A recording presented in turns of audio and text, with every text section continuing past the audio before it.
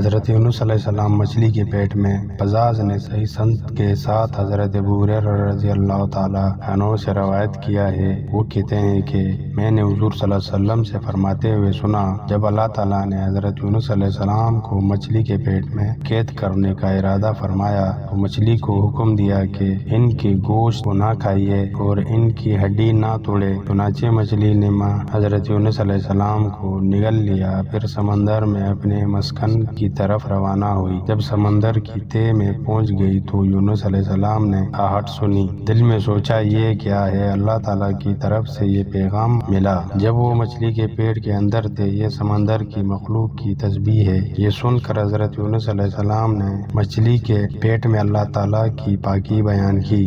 فرشتوں نے حضرت یونس علیہ السلام کی تسبیح سنی تو انہوں نے کہا، اے پروردگار، ہم دور دراز سرزمین میں ایک نہایت پست آواز سن رہے ہیں، یہ کیا ہے؟ اللہ عز و جل نے فرمایا، وہ میرا بندہ حضرت یونس ہے، میں نے اسے مچھلی کے پیٹ میں سمندر کے اندر قید کر دیا۔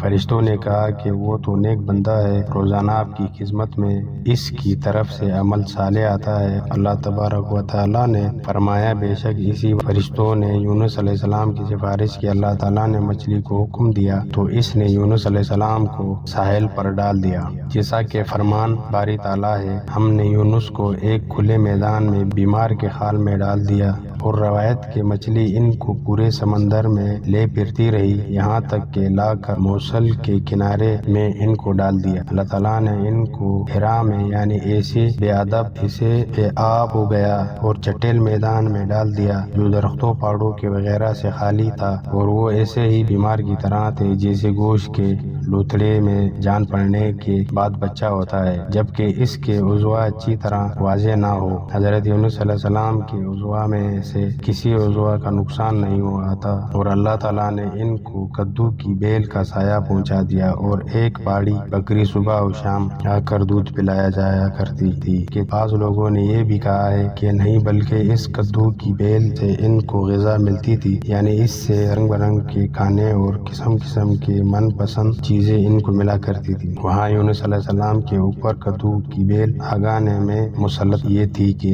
اس کی خاصیت یہ ہے کہ مکھیاں ان کے پاس نہیں جاتی، جس طرح اس کے پتوں ارک اگر کسی کی جگہ چھڑک دیا جائے تو وہاں بھی مکھیاں نہیں جائیں گی۔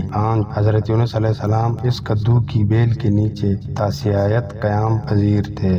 آپ کا بدن درست ہو گیا کیونکہ اس بیل کے پتے اس شخص کے لیے بہت مفید ہیں جس کے بدن سے حضرت یونس علیہ السلام کی طرح کھال نکال کر گوشت ظاہر ہو جائے۔ روایت ہے کہ اس موقع پر ایک دن حضرت یونس علیہ السلام سوئے ہوئے تھے، اللہ تعالیٰ نے اس بیل کو خشک کر دیا، یا بعض کے قول کے مطابق دیمک کو بھیج دیا جس نے بیل کی جڑیں کاٹ دی۔ حضرت یونس علیہ السلام بیدار ہوئے تو سورج کی گرمی محسوس ہوئی اور اس کی تاب نہ لا سکے، لہٰذا گھبرا کر رنج و غم کرنے لگے۔ اللہ تعالیٰ نے ان کے پاس وحی بھیجی، اے حضرت یونس، ایک بیل کے 100 کہنے پر تم اظہار و غم کرتے ہو، اور لاکھوں انسانوں کی موت پر اظہار و غم نہیں کرتے جنہوں نے توبہ کی تھی، اور ان کی توبہ قبول بھی ہو گئی۔